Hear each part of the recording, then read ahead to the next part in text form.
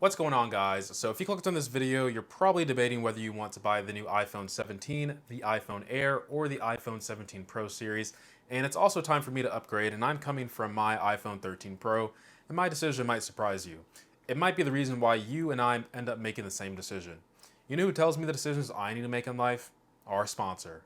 Nobody. So on the table, I have various amounts of iPhones. I have the iPhone 11, the iPhone 12, my personal iPhone 13 Pro, the 16, come on, and the 16E that came out earlier this year. This will help you guys understand who should upgrade, what they should be looking for, and what features you might be missing out on if you care about them enough.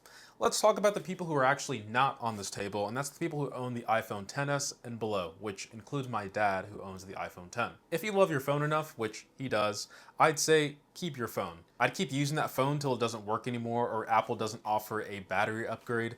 You've held out this long, so I doubt any new features is going to sway you over. You're a person who really uses your phone as a phone, which I apologize, I should probably do that, and the rest of the world. But the only reason I would recommend you guys updating your phone is because you're no longer getting iOS support. But once again, you don't care about the latest OS features, but this, in some instances like security updates, you might want to upgrade solely for that. So I completely understand upgrading for that just because of security updates. But you've definitely gotten value out of your phone if you've held out this long, and you should get a round of applause. Let's talk about the people who are on the table, which are the iPhone 11 people and the iPhone 12 series. And I'm also including the Pro side as well. Let's talk about the iPhone 11 people. So this is a tricky situation because I always go back to my advice and I tell everyone, if your device is supported, update first before you get a new phone, and then see if you truly want to upgrade your phone. Because let me tell you what's going to happen, and you've probably felt this feeling too. You're going to hold on to your older phone as a backup or while you do the transfer, and you realize that, hey, you actually get the update for the latest iOS. You're going to unbox the new phone, you have the same OS, and then you'll realize a lot of what you care about is the software. Yes, it will feel snappier because objectively and probably psychologically, you're getting a brand new device, you're hoping it's going to be faster, and trust me, it is going to be snappier if you've never used ProMotion before, if you've been using a non-Pro iPhone this entire time. The display is going to be significantly better, but outside of that, guys, it's the same old, same old. Yes, you're not getting some of the super advanced AI, Apple Intelligence features. You're not getting some of the special camera settings, but once again, if you've held out this long, you probably don't care about the new features that they've been delivering the past couple years. You really just get the iPhone when it's ready to get a new iPhone when your device isn't working anymore. My advice still stands. Get the iOS 26 first and then decide if you truly want to upgrade or not. If you love your phone and the battery is the only thing that sucks, just take it over to Apple or third party, get the battery replaced, and you should be good for another year. I will make a video though on the iPhone 11 because I think on iOS 26 it might start showing its age, but I'll let you know before making that purchase. Some notable features though that you are missing out on though is that you're still on Lightning, so I would say it's almost like having micro USB at this point when the rest of the world has moved on to USB-C. Even other Apple products are using USB-C, and you don't have access to magnets, so you can't take advantage of all the MagSafe compatible accessories. But once again, probably doesn't matter to you because you've held out this long, but upgrade the battery. If the battery's the only thing that sucks, you should be good for another year. Now let's talk about the iPhone 12 people. The advice is pretty much the same. I'd say it's that you just have magnets now, so you can take advantage of all the MagSafe accessories, but you are slightly less swayed to upgrade because, once again, your OS is supported. Once you update, you might start realizing that I really don't want a new phone. I just wanted a new update from iOS. And that's the one thing that you should realize when you start moving up the chain is that the consideration starts to considerably drop as you move up the iPhone chain. So the iPhone 12 series, amazing phone by the way. You guys have magnets. The only downside I would say is that you guys have Lightning, but other than that, I'd say if you don't like your phone, or if you don't want to shell out for a new phone, take advantage of trade-in programs from carriers and retailers. But if you love your phone, replace the battery and you should be good for another year or two. Because trust me, the value you're getting for this device by holding on to it instead of getting a new one is pretty good. Now, my favorite group of people, the iPhone 13 people. The iPhone 13 Pro people, actually my favorite because this is where Apple debuted ProMotion for Pro phones, which are one of the two reasons why I got the 13 Pro coming from my iPhone 6s. The other major reason of why I'm holding out on the iPhone 13 series is because this was the last iPhone that has the physical SIM here in the US, and I'm not importing any international iPhone solely for the physical SIM. What I get available in my country is what I get. But I've kind of not cared about physical SIM as of late.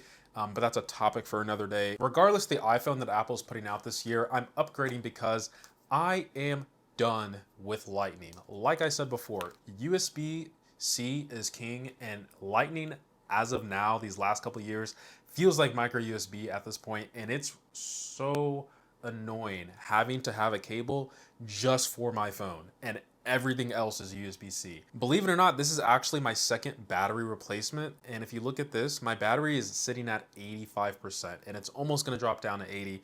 And this is just not cutting it anymore. I'll give my reasons of the phone that I pick when I talk about the iPhone 17, but you know what you should pick? That subscribe button. All right, moving on to the next group of people, which I actually don't have the devices here, but I want to talk about the people who own the iPhone 14 and the iPhone 15. So the iPhone 14 is the one that debuted with no SIM anymore. So at least in the US, it's all eSIM, and you have the dynamic island. Don't really care about that, but that's really on the Pro series and above. And then we have the iPhone 15 series that debuted with USB-C. Thank you, European Union. And the, what else was on the 15? The action button? Yeah, the action button. So yeah, 14 people. Oh, you're not on the table. 14 people, you have Lightning, but honestly, outside of that, you probably have a pretty good phone, especially if you have the Pro model. Non-Pro users, you're in a good spot to upgrade. If you're on the 14, 15 people, this is where the consideration starts to drop significantly. You do have USB-C, you do have magnets, you do have good cameras, you have a lot of good stuff. So honestly speaking, I wouldn't consider upgrading unless you're getting an insane deal where you're basically getting a phone for free. And free, I don't mean trading in your phone and then starting a new plan where you're making the same payments. Like if your phone is paid off and it works, just do that. Use that excess money for other stuff, but financial conversations for another day. Now for the last groups of people, the iPhone 16 people. 16, 16E. If you have a 16E, you're probably a child or you're a business phone. If you have the 16, I don't even know why you're watching this video because there is no reason in the world you should consider upgrading at all. My guess is you probably are just chronically online and just watch every tech video that comes out by Apple, and you probably watch mine in particular, and I would say thank you. The sponsor appreciates you. Now let's talk about the most important part of this video, and it's the differences in the 17, the Air, and the 17 Pro series, and which one I'm going to be getting.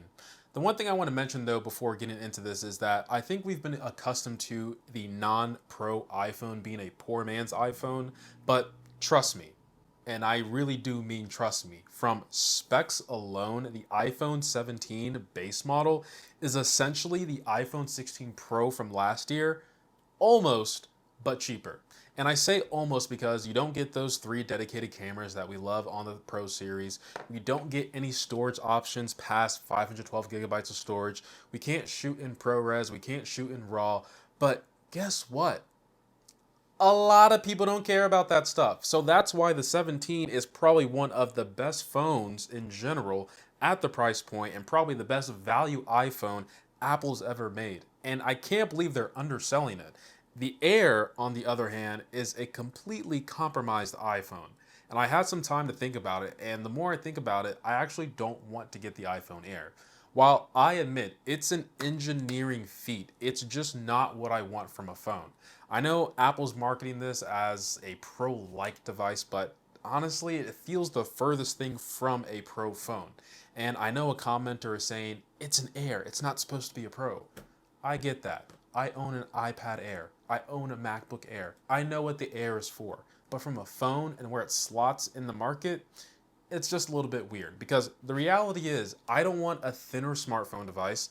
I just want a lighter device overall, which the 17 compared to my 13 Pro is a full ounce lighter. I can't believe I just caught that. But I don't want to compromise on having 1 camera instead of 2 because of the size.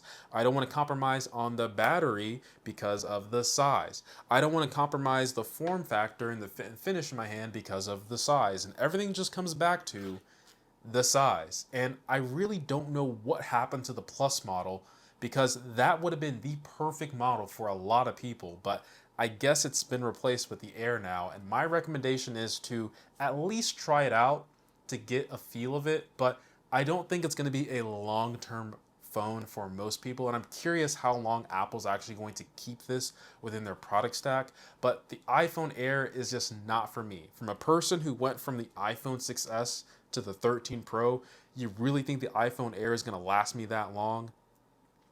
I don't think so. Now let's talk about the heavy hitters in this class, which is the Pro Series, not only the Pro Series, but the 17 Pro, and who should consider it. And I would say the people who should consider the Pro are people who want the ultimate iPhone. And I would say I'm that person. I just want the ultimate iPhone. I want a no compromise iPhone. I understand design is completely subjective. Some people think the iPhone 17 Pro looks amazing. Some people think it looks hideous. I think I'm somewhere in the middle. I think the orange looks amazing, but the other two colors are kind of whatever for me. So probably gonna have to start using cases moving forward, maybe D-brand skin, but I just want the ultimate iPhone. I want no compromises on my camera, no compromises on my battery life, no compromises on the display. I just want the best iPhone of the current year, whatever Apple puts out, when I'm unhappy with my phone. And right now, I'm pretty unhappy, and the 17 Pro series is what I'm gonna get. I thought long and hard about this, actually probably like 10 minutes. I thought I wanted the Air, logic kicked in. Despite how great of a value the regular 17 is, I'm just a Pro guy. I literally just want the best iPhone of what Apple has to offer. Now, do you want the Max or not? I would say if you want the longest amount of battery life you can get in an iPhone, then yeah, get the Max. Other than that, I really don't see a compelling reason to get the Max other than you just flexing that you have the most expensive iPhone. That's just me though.